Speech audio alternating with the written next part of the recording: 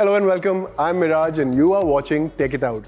Rahul Srivastav, the editor who edits Tech It Out, had a close shave yesterday. He got a call from a person pretending to be from his mobile service provider, said if he wanted better connectivity on his mobile phone, he should get an eSIM. Rahul pressed the button on his app, not knowing that his phone doesn't support an eSIM and that the person on the other end of the line was a scamster who knew that and had already installed malware on Rahul's phone. Now, he got lucky because he got suspicious when there was no network on his phone. He shut down his bank accounts, he called the cops, and he also went to his mobile service provider, and his fears were confirmed. So we thought that in this episode, we'll give our viewers a security checklist that anybody can do to make sure that you are a hard target, not an easy one. We'll show you two types of drones, one that does acrobatics and is now being used to train real soldiers who fly drones in Ukraine, and another one that's delivering medical supplies to pilgrims. That and more coming up on this episode of Tech It Out. First things first. Now, we have no affiliations with Apple, but it is common knowledge that Apple's iPhone security ecosystem is slightly better than Android's.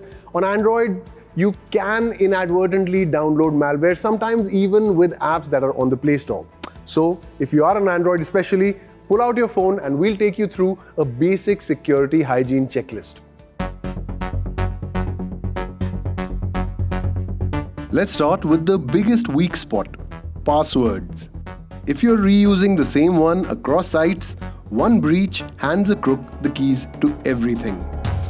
Don't use your birth date, your parents' birth date, their anniversary, your dog's birth date. All of these are easy to guess. And no, putting an exclamation mark at the end doesn't make it any safer. The fix is a password manager. With a password manager, the only password you have to remember is one, whether it's your Google password or whether it's your Apple ID, whereas a password manager creates really long, complicated alphanumeric keys for the sites that you visit. These are practically unguessable unless you're using Claude Mythos or something. Jokes apart, a password manager will also tell you when it detects that any of your passwords have been revealed in any data breach on the dark web, which is a real advantage because you can go ahead and then change them. Step 2. Turn on two-factor authentication, especially for your email, your bank, and your social accounts. That's the code or tap that stops a thief even if they do have your password. Now, two-factor authentication can be a bit of a pain when you're in a bit of a rush, but it is a small price to pay for some digital security. And skip text message codes when you can. An authenticator app or a passkey is far safer. Passkeys are the ones that everyone should pay some attention to. I mean, you don't even need a password. You just use your face or your biometrics, your fingerprint, to sign in, to log in, to unlock. It's not infallible, but it's certainly better than a weak password. Step 3. Audit what your apps can see. Most people have flashlight apps and games quietly holding the keys to their location, microphone, and contacts. Go down the list and pull back anything that doesn't need it. A weather app needs your location. A photo editor probably doesn't need your microphone. And finally, when you find out where you stand, the free site Have I Been Pawned, that's pawned without an A, lets you type in your email and see which breaches have leaked your data. It's a wake-up call about which passwords to change first. Finally, make sure automatic updates are switched on. Those updates are mostly security patches, and confirm that your phone locks with a strong passcode. Enable the Find My function so you can wipe it remotely if it's ever lost. Enabling two-factor authentication, using a password manager, and auditing what permissions each app on your phone has. 3 simple steps that make you a much harder target. Do it today.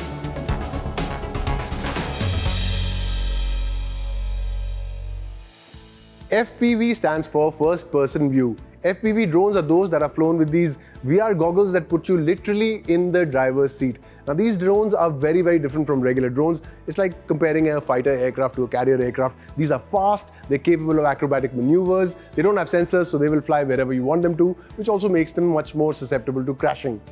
Not surprisingly, FPV racing is a growing sport worldwide. Now, this sport is being used to train real drone pilots who take part in battlefield operations in Ukraine. Some of the country's most experienced top guns got together in a special event to show off their moves. High intensity stuff.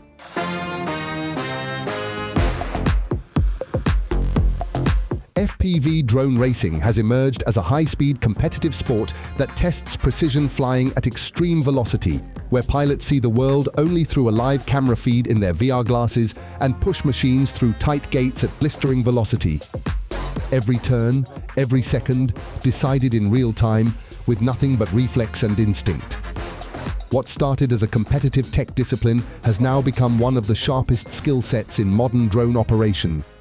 Старт за 3, 2, 1. But in Ukraine, that skill has taken on a far more serious role.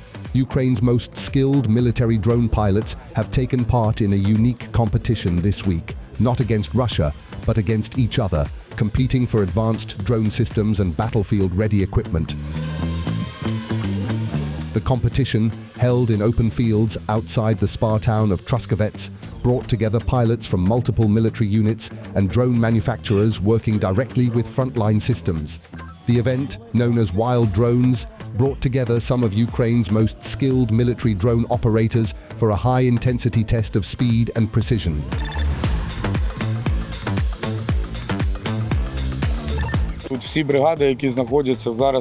All the brigades represented here have come directly from the front lines, where they were engaged in combat with the enemy. This is an opportunity for them to communicate with each other a little, to learn something or share something with someone, and to see from manufacturers what new products are available.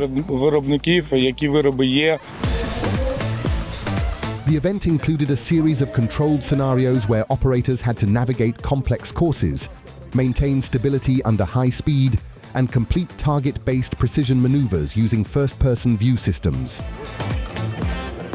With FPV drones, strike drones, and reconnaissance drones, we effectively destroy the enemy on the approach, which is why we save the lives of our servicemen, which is why we now have a significant advantage on the front lines, and we really destroy a lot every day. Pilots were tested on their ability to execute fast-turning flight patterns, hit designated visual markers, and adjust control in real time under pressure.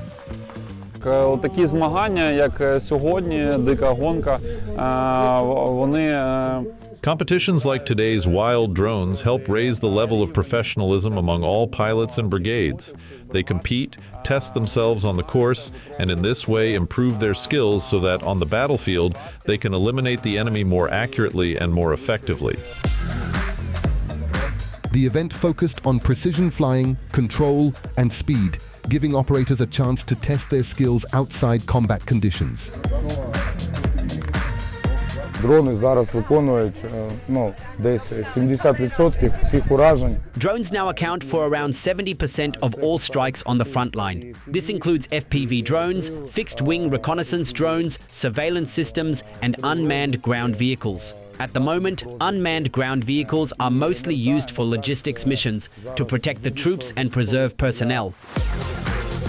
It also created a direct link between drone operators and developers, allowing real-time feedback to improve system design and performance. Many units remain in constant contact with manufacturers, as drone systems are being updated and replaced at a rapid pace to match frontline demands. For some participants, the event also provided a short break from deployment conditions that have continued since the start of the war in 2022.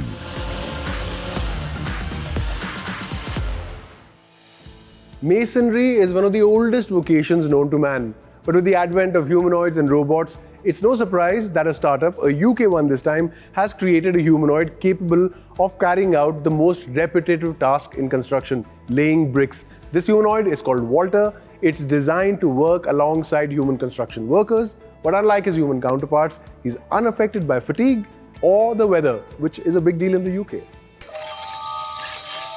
For decades, bricklaying has remained one of the most manual, physically demanding and time-consuming jobs on a construction site. But in the UK, a new machine is now attempting to change that. It is called Walter, a robotic bricklayer designed to automate one of construction's most repetitive tasks. The system comes as Britain's construction industry faces a growing shortage of skilled bricklayers, with many experienced workers approaching retirement age. When I did the survey, the average age of bricklayer in UK is 46 years, which means and nobody's learning it.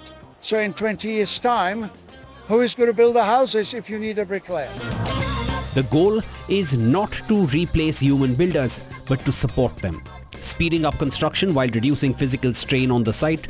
The robot works by lifting, positioning and placing bricks with high precision using specially designed robot-ready materials. This robot does 5 bricklayers and 1 labourer in 1 hour, operated by 1 man. It works in all weathers, doesn't need scaffolding. It uses a glue, so there is no cement. And as you know, mortar, cement is the biggest polluter of Earth. 6% of CO2 comes out of manufacturing cement and using cement on a building site. Each brick contains grooves that allow the machine to grip and position it accurately during construction. The system can build walls at a rate of around 10 square meters per hour while maintaining a tolerance of just a few millimeters. The level of precision of this robot is comparable to some of the best human bricklayers. The robot is also capable of working in rain, wind and extreme temperatures, conditions that often slow down construction work. In some projects, it has even been used to build walls more than 3 meters high without scaffolding. We've got now 30 robots, but we are ordering another 100. The future is going to be in robots because it's fast, it's safe, no scaffolding, and all the bricklayers love it because of it. And it takes 5 days to train somebody to operate the robot. It takes 3 years to teach a bricklayer.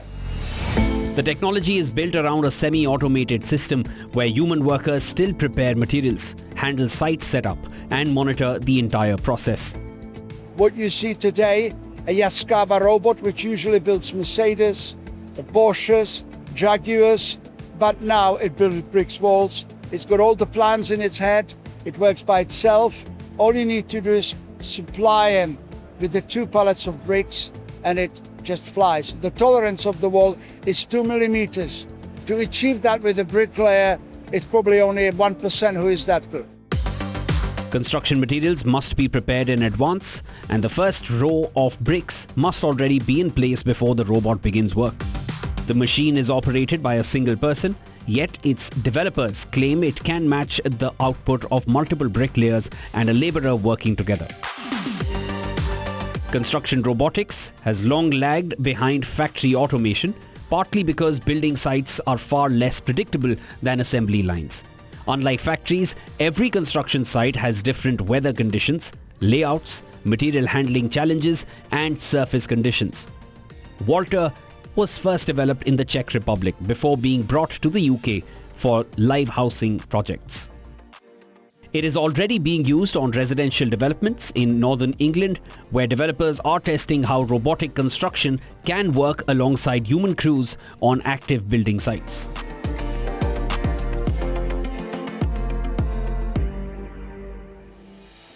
In Mina, which lies between Medina and Mount Arafat in Saudi Arabia, millions of Hajj pilgrims gather every year. Now, given the extreme heat and the multitudes, it's no surprise that quite often they need medical assistance.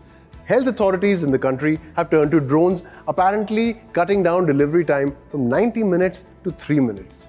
That is a no-brainer.